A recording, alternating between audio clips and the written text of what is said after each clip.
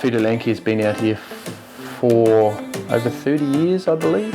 It started primarily off a group of farmers realising that there were so many possums out here they were killing all the Pōhutukawa amongst the other trees. So they started it originally.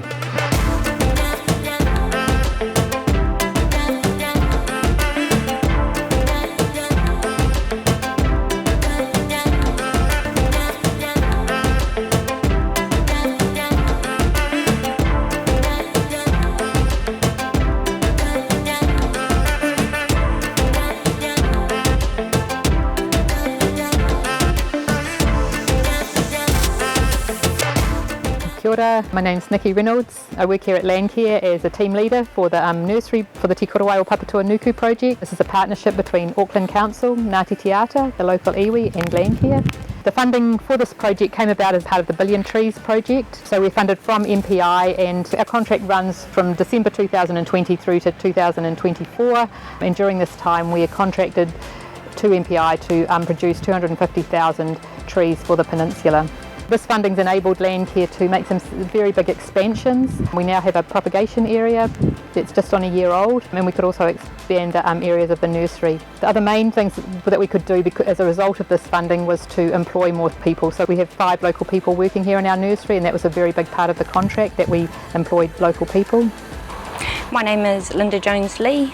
I had a daughter that went to school next door, and I always saw this place and I always wanted to work here, so that was a real plus for me. Hi, my name's Kathy. I live at Te Korowai. Got a little bit of land there that we've also been planting up our own natives and continue to do so every year, plant a few more natives on our own land as well. So it's nice to see everything growing back to how it should be.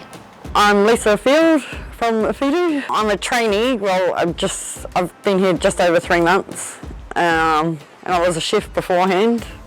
And I just wanted a bit of a career change. I like the gardening sort of stuff, and I really like the fact that it's good for my son's future too. I started here several years ago as a volunteer, and then I was offered a part-time job.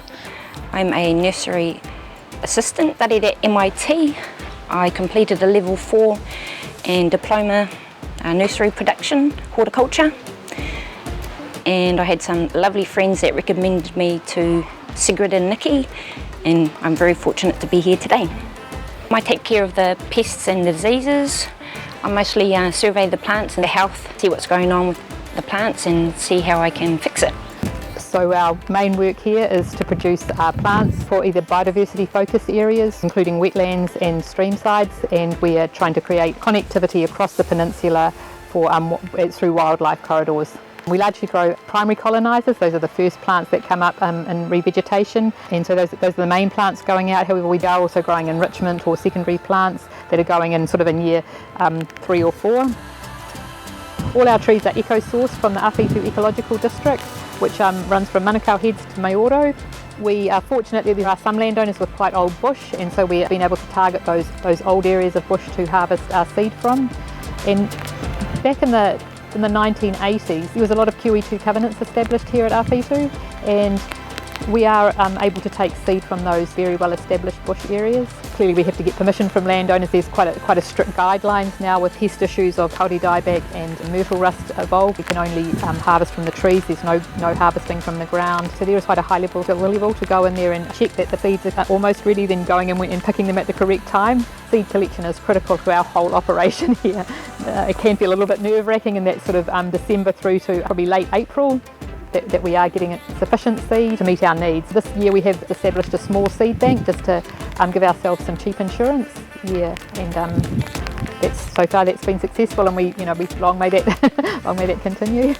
So the seed comes back here, and there's a lot of work in preparing some of the seed, and we're also doing quite a lot of trials here. The seed comes back, we know where it's harvested from, so we have the GPS location, obviously the name of the collector and the property that it's come from. And then that seed is managed appropriate to the species. Some stuff gets what they call stratified, so it goes into the fridge. Other stuff needs to be sown fresh. For example, all our grasses get sown fresh, our toy needs to be sown fresh, the cottonwood needs to be sown fresh, so those seeds need to be sown almost immediately. Things like manuka we can sow all year round, and we can harvest all year round. However, kānuka is something that you just have a very small window to get that seed, and it's really important to get that. Then we prepare that, and leave that, and that gets sown in September when things start to warm up. At this time of year we're doing a lot of potting on, so between August and the end of December is our key potting on period, so our plants get potted on, often by our volunteers as well. There's heaps of volunteers that come out and help out, and everyone loves coming up here and just giving a hand, and yeah, it's just really helping the future for the next generation really. They work alongside our staff here, and our volunteers are a key part of our operation to get through the amount of potting on that we need to do. As a volunteer, I worked in the potting up shed, which is where we are now, where we get the seedlings and pot them up into the trays, which they'll stay until they're ready to go out in a year's time for planting on the peninsula again. I left my full-time job and I just wanted to do something part-time for a while before I found another job, and ended up finding a job here, so it was brilliant, love it. And it's really nice to go out and see some of the farms that we've planted up, and it's just a wonderful opportunity for me to add something to the environment. Once the plants have gone into what we call our T28s, they come out here into our band-out area, which you can see now. It's a bit of tough love really. They get from their protective plugs into the T28, get sprayed with some seaweeds, fertilise it, and then they come out here, and that's it. They're out here for until they leave the property in probably May next year.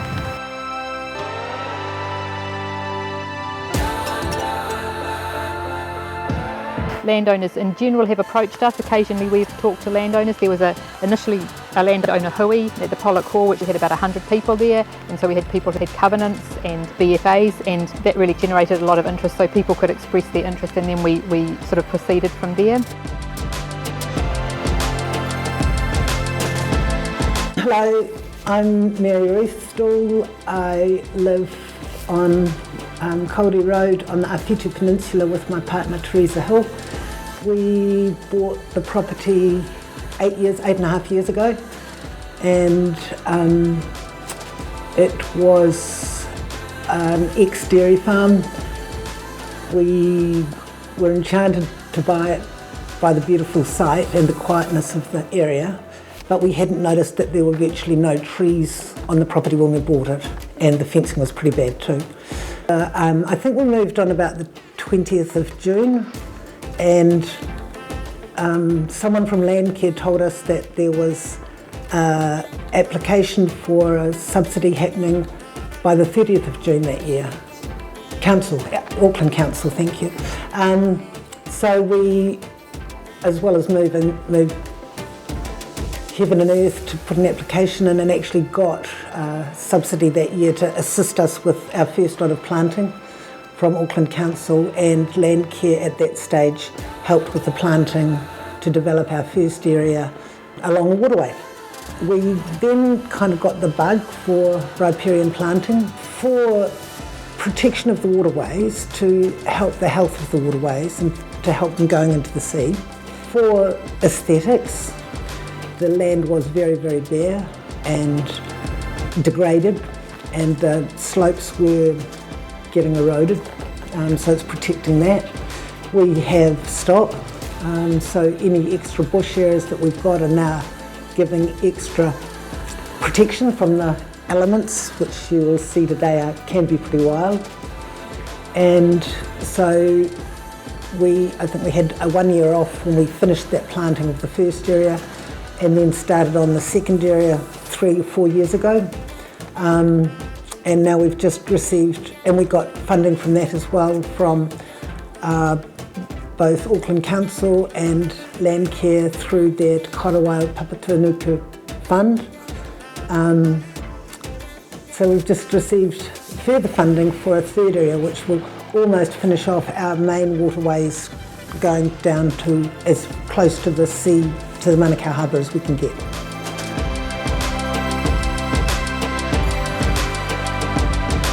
There's sort of a memorandum of understanding between Landcare and the landowners, so things that happen once we've looked at the sites and see that they meet our general criteria, we then tentative approval.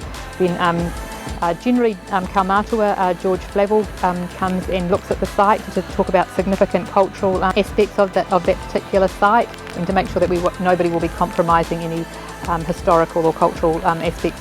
We then ensure that that area will be fenced as agreed, and then we allocate plants for that site. So the landowner gets the trees for at no cost, but their contribution to the project is in kind. So the landowners in most cases do the fencing or pay for 50% of the fencing if they go with an Auckland Council contract. They do the planting, take care of the trees, they manage the weeds, they manage both the plant and animal pests on the site. Financially, it's been extensive. The fencing is not cheap. The funding from Auckland Council, the very first funding I think, was really, really helpful, and I think that's what stimulated us to keep going. So it's a significant amount of money that is being contributed to help, but remember that we match that at least 50-50, generally more. So we've put in a lot of time and energy and money into it, but I think that we now see the benefits of it. We are hoping that with a 3 to 5 year period that those trees are creating a canopy to reduce grass or weeds growing up. And then some sites, the birds are starting to bring in seeds, so we're getting a whole lot more species growing on those sites. The biodiversity, we've just started seeing more birds, bird life. The insect life has increased dramatically. The biggest challenge as far as the control of pests is time. It's pretty time consuming, and it's another thing to do on a busy farm. Because the peninsula has a really good pest control program to date, and long may this continue, we haven't had issues with possums being in here or anything like that. We just do standard pest control here. We just have bait stations for rats and mice. Occasionally we find a few carcass here of rabbits, etc., which means that the neighbouring cats who roam this area have been in and dealt to the rabbits that may have decided they want to come in here for a bit of a taste. We're very fortunate that we have Whitley, who manages a lot of the animal pests and puts up a lot of bait lines. And one thing that we've really noticed is that the community at large are really engaged with pest control, and so people are really wanting to manage the pests in general on their own land as well, and people are doing that themselves. And a lot of people are now recording that in sites like Trap NZ, so there is really a lot of buy-in from landowners, and I think that's really more sort of like almost a collective consciousness across the country. Hey, my name's Sam Whitley. I'm the team leader for the pest control on the Āwhitu Peninsula. I'm employed by the Āwhitu Landcare, and it's funded primarily through Auckland Council. Most of my funding is used for possum control. The idea when I started was to keep the possums down below 5% on what they call an RTC count. We achieved that in 2019, sort of when I took over, and we're endeavouring to get it down to around 3 next time. So possums are my primary focus. We've had extra funding for stoats and ferrets, which we have a lot of on the peninsula, and so I spend 2 or 3 days a month doing them as well. We also have a bit of funding for some rats around some of the wetlands where we've got some of the more endangered birds like the Australasian bittern and the fernbird. I also do a lot of setting up of farmers and landowners with their own bait stations and traps on their own property. So I cover about half of the area on the peninsula, and the landowners would do about half themselves as well. A lot of them have had these bait runs that I fill up bait stations on their property for a long time, some of them 20 years. And so I try to focus on the bigger areas of bush, and a lot of the landowners here are older and would struggle to get around some of the steep areas, and it's a time constraint thing too. So with the funding from council, it's with me liaising with as many locals as I can to find out how much they can do, and then I fill in all the gaps. Most of my area is actually all private land. There's only about, I think, 3% of public land on the peninsula, so a few pieces up the top around the lighthouse and some down near boat ramps and whatnot. Yeah, everything else is private land, and there's quite a bit of bush, which is quite steep, slippery.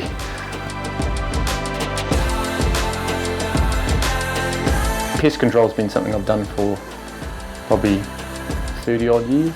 I started when I was a young teenager volunteering for DOC, and got to work with some of the old DOC people that were involved in species recovery. So I started off doing kiwi surveys and kokako surveys, and even some work with a kakapo on Hauturu. out in Little Barrier Island. And then from that, after university, I went and worked for MPI. So I've always been involved in the environment, and it's been good to see the change in trap technology.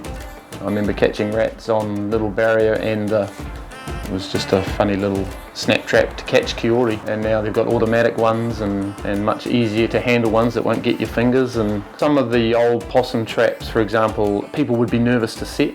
The newer ones, you can just screw onto a tree and pull a lever, and there's new automatic stuff that's coming out, that imaging technology that will in a few years time probably be a bit more mainstream, and people will be able to sort of set and forget it and then go and check it in 6 months, and that stuff's already coming online. So yeah, it's good to be seeing that grow, because it does make it easier for the public to use.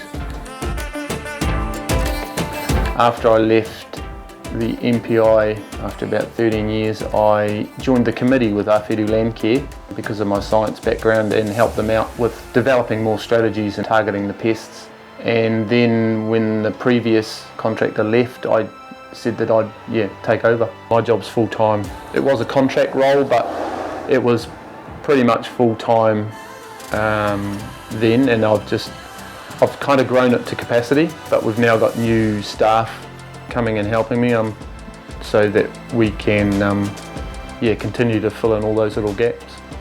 Kia ora, my name is Paapaka Brown. I'm from Ngāti Te Ata, and I'm one of the kaitiakis from the Te Taiao team, or the environmental team in Ngāti Te Ata. I got into this role about 2 years ago. Firstly, I became a Ngāti Te Ata kaitiaki. We were made aware about predator-free Franklin and their objectives on the Pest 3 2050. For us, we find that very important for our whenua. Born and bred in Waiuku, and our iwi Ngāti Te Ata. Since time immemorial, our ancestors or tupuna have lived out here in Āwhitu. Always had an interest in the environment. For me, it's really good to be back out here on our rohe, on our whenua, Ngāti Te Ata whenua, and providing pest control solutions for our peninsula. It's been a really good journey. Primarily we use poison baits in the little, they're called fill-proof bait stations. We have some possum-only bait stations that the possum will pull a lever and eat from to keep the rats out.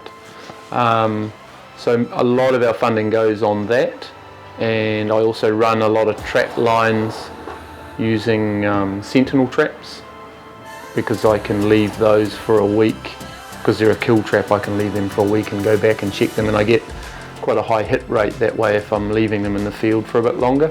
We also do quite a bit of shooting on the bigger farms. A couple of local guys wanted to start shooting because we noticed a lot of Pōhutukawa being browsed on the west coast. So they started that, and then I got involved, and we just kept finding new farmers to shoot on their properties, and basically went looking for possum browsing sign in the trees and targeted those blocks where we found a lot.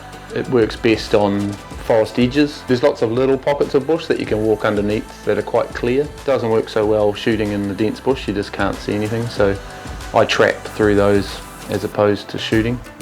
Yeah, and that's been going for about 2 years, the shooting program, and we've shot in the last 2 years over 1,000 possums, and with the traps I've trapped about 600 possums.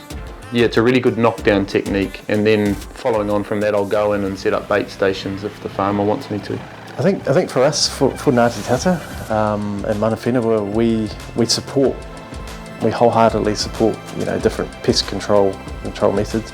As an iwi, we do prefer that we use a lot less poisons on the whenua. However, we also realise that in many areas, especially out here, the pest problem has actually exploded over the years. It has been controlled a lot better now, but I think for us, that's the biggest thing, is having poisons on the whenua. But we do use poisons here, and Sam actually training me to do that kind of thing. We have discussed, and it is a necessary evil sometimes, but trapping and other means of pest control is also some other solutions that we're looking at as an iwi, along with Landcare and Te Ara Hikoi Jobs for Nature, who I'm training for. So. One of my main challenges, because I'm primarily focused on possums, is rats. Rats will eat anything, pretty much. They'll raid my bait stations. So since I started, I've been using trail cameras and putting them up at bait stations, and where there's a lot of rat activity, they would take 50% of the bait out of a bait station at least. So whilst I'm killing a few rats in the immediate vicinity, because they don't really move far, they'll re-invade quite quickly, but the possums have less of a chance to get the bait. So we've been pulsing in the last year and a half, and that'll knock down the rats on the first bait fill. I come back within about 3 weeks, fill it again, and then because there's no rats in the immediate vicinity, you get more possums. So that seems to be working. Yeah, they're one of my biggest challenges. I'm always battling the rats, and that's one of the reasons we've had some possum-only bait stations as well, because it gives you an idea of how many, without going and doing a RTC audit with wax tags, and which is quite time consuming across the 22,000 hectares. I've been using the sentinel traps and the possum-only bait stations to get more of an idea of abundance. It's another challenge I find on the peninsula. Accessing some of the tough terrain. The coastline's very steep. You literally can't get to some of it. So there's always little hot spots that you have to work around. Those would probably be my biggest challenges. And accessing and talking to members of the public and talking them into the fact that it's a good idea to control the pests, and accessing new land. So if people know your name and know who you are, that really helps. My dad was an old school teacher for like 30 odd years, so everyone out here of a certain age was taught by him, so that really helped for me, definitely, because it sort of saves the introductions and the trust. And Landcare's been here for so long that they already know what we do, and that definitely makes it easier. It would be much harder if we were suddenly starting up a Landcare group.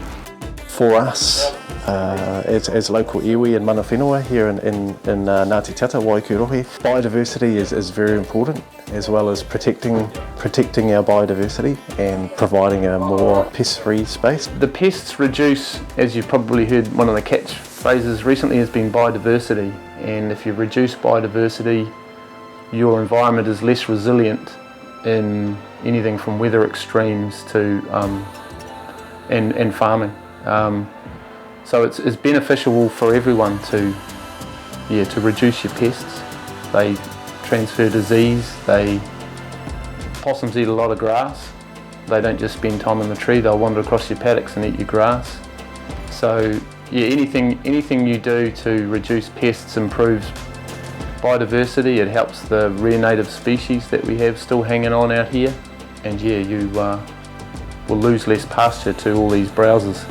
One of the things that I've noticed, just going out in the field with Sam and we're just doing my own pest control anyway on some of the Ngāti Te Ata land blocks, is just the reduced rates of possums. Out here in Āwhitu there's a few large bush blocks, and a lot of those bush blocks now have been controlled with, from that problem of having possums.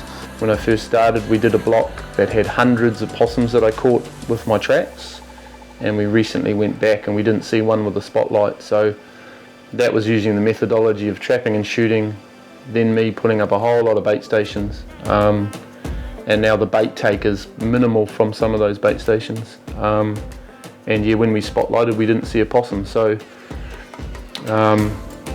it's a combination of those residual trap counts, the RTCs, and just going out in the field and looking for the trees that the possums love to browse. So Kowi is probably their favourite, and Pōhutukawa of course, and Puriri. But if you walk into a bush block and your Kowi's got not many leaves and looking a bit thick, chances are you've got a lot of possums. So we've noticed on the blocks I've done 2 years ago now, they're all re-sprouting and not a lot of browse. So that's also a good measure of how effective you're being.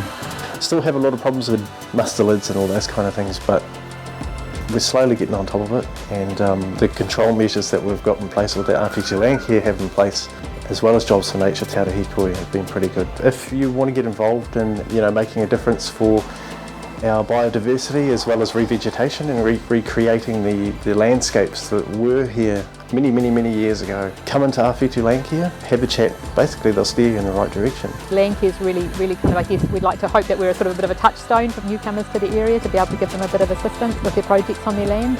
Through Landcare we also offer a lot of bait or animal pest control, so that's another way that people can just come into Landcare and find out what we have on offer and get the bait, which is very generously supported by Auckland Council.